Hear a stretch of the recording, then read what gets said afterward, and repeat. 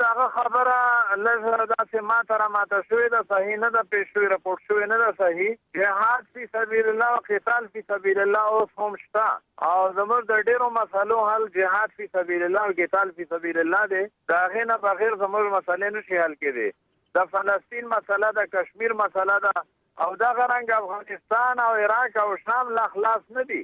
یعنی د منور حسن صاحب دغه خبره د پاکستان د نه بلکې د نور هیوادونو شتاسو یاد کو د هغوی لپاره ده، د امت لپاره ده، د امت د مسلمانانو خاوره چې هغه خارجي قوتونو اشغال کړی ده او تسلط یې پرې راوستی د هغې د ازادۍ لپاره جهاد او قتال لار. نو دغه ستاسو په نظر پر پاکستان نه عملي کیږي؟ پاکستان خو الحمدلله آزاد دی، دلته ولس ته ازادي شته، هغه د ووټ په ذریعه سره خپل حاکمان ټاکي او دغه رنګ چې په کوم ځای کې خارجي قوت نشته او خلکو ته ازادي شته، نو د اسلام د راوستو لار پر امن جمهوري او قانوني لار ده. نو د پاکستان پوځ په قبایلي سیمو کې د چا پر ضد جګړه کوي؟ قبایلي سیمې چا نیولې دي؟ لکه د پاکستان پوځ او د پاکستان حکومت غلطه فیصله ده، په هغې وخت موږ تنقید هم کړی دی، نیوکه مې هم کړې ده او د هغې زموږ مطالبه ده چې دا اپریشنونه دې ختم شي. نو د دې مطلب خدا دی چې په قبایلي سیمو کې تر عملیاتو له مخه څه روان وو، تاسو هغه صحیح ګڼئ، درست یې ګڼئ؟ نه بالکل یې درست نه ګڼو. دا فقط د فوج فیصله هم نه، فوج او حکومت دواړه شریک دي او اصل اختیار د حکومت دی. فوج خو د حکومت فیصله عملي کوي او حکومت غلطه فیصله کړې دي.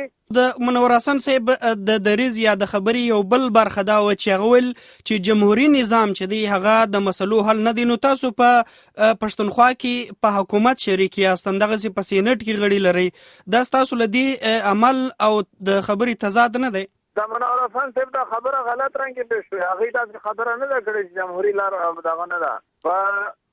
دا حکومت د اسلامي حکومت د جوړولو لپاره اصل لار د جماعت لار او د جماعت په دستور کې لیکل شوی دریز دا پوره من قانوني او د آئینی جدوجہد دی. چې تاسو دغه د پاکستان جمهوریت د قرآن او سنت په رڼا کې ګڼئ او تاسو یې برخه یاست، نو بیا خو به حتما د هر هغه چا مخالف یاست څوک چې دغه نظام نه مني. دا نظام خو منل شوی دی او د نظام د په دې آئین باندې چې چا دستخط کړی دی ټولو دا نظام منلی دی. ابراهیم صاحب زما اشاره وسلوالو طالبانو ته هغوی نه مني، نو تاسو هغوی ته څه غبرګون ښیاست؟ موږ د هغوی سره مذاکرات لازم ګڼو چې د هغوی سره خبرې اترې پکار دي. دا که چېرته زموږ حاکمان په دې آئین باندې خپل درآمد وکړي، دلته په اسلام باندې عمل شروع شي، ان شاء الله العزیز طالبان به هم د هر څه ومني. او که طالبان ونه منه، یعنی خبرې اترې نه کولې، دا آئین یې نه مانه، پارلمنټ یې نه مانه، بیا یې پر ضد عملیات پکار دي که نه؟ کاکړ صاحب دا خو بیا مفروضه شوه او دا خبره خو د مفروضې په بنیاد باندې نشي کېدی چې کله یې ونه مني په هغې وخت به بیا شي کښېنو او بیا به خبره وکړو. دغه خبره لږ داسې ماته راماته شوې ده، صحیح نه ده پیش شوې، رپورټ شوې نه ده صحیح. جهاد فی سبیل الله او قتال فی سبیل الله اوس هم شته او زموږ د ډېرو مسلو حل جهاد فی سبیل الله او قتال فی سبیل الله دی. د هغې نه بغیر زموږ مسلې نشي حل کېدی. د فلسطین مسله د کشمیر مسله ده او دغه رنګ افغانستان او عراق او شام لا خلاص نه دي. یعنی د منور حسن صاحب دغه خبره د پاکستان د نه بلکې د نور هیوادونو شتاسو یاد کو د هغوی لپاره ده، د امت لپاره ده، د امت د مسلمانانو خاوره چې هغه خارجي قوتونو اشغال کړی ده او تسلط یې پرې راوستی د هغې د ازادۍ لپاره جهاد او قتال لار. نو دغه ستاسو په نظر پر پاکستان نه عملي کیږي؟ پاکستان خو الحمدلله آزاد دی، دلته ولس ته ازادي شته، هغه د ووټ په ذریعه سره خپل حاکمان ټاکي او دغه رنګ چې په کوم ځای کې خارجي قوت نشته او خلکو ته ازادي شته، نو د اسلام د راوستو لار پر امن جمهوري او قانوني لار ده. نو د پاکستان پوځ په قبایلي سیمو کې د چا پر ضد جګړه کوي؟ قبایلي سیمې چا نیولې دي؟ لکه د پاکستان پوځ او د پاکستان حکومت غلطه فیصله ده، په هغې وخت موږ تنقید هم کړی دی، نیوکه مې هم کړې ده او د هغې زموږ مطالبه ده چې دا اپریشنونه دې ختم شي.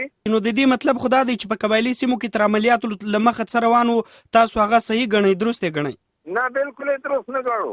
دا فقط د فوج فیصله هم نه، فوج او حکومت دواړه شریک دي او اصل اختیار د حکومت دی.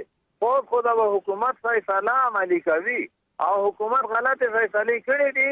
د منور حسن صاحب د دریز یا د خبري یو بل برخه دا و چې غول چې جمهوریت نظام چې دی هغه د مسلو حل نه دي. نو تاسو په پښتونخوا کې په حکومت شریک یاست، دغه سي په سینټ کې غړي لري، دا تاسو لدی عمل او د خبري تضاد نه دی؟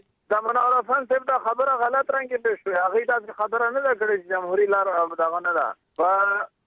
دا حکومت د اسلامي حکومت د جوړولو لپاره اصل لار د جماعت لار او د جماعت په دستور کې لیکل شوی دریز دا پوره من قانوني او د آئینی جدوجہد دی. چې تاسو دغه د پاکستان جمهوریت د قرآن او سنت پرانا کې ګڼئ او تاسو یې برخه یاست، نو بیا خو به حتما د هر هغه چا مخالف یاست څوک چې دغه نظام نه مني. دا نظام خو منل شوی دی او د نظام د په دې آئین باندې چې چا دستخط کړی دی ټولو دا نظام منلی دی.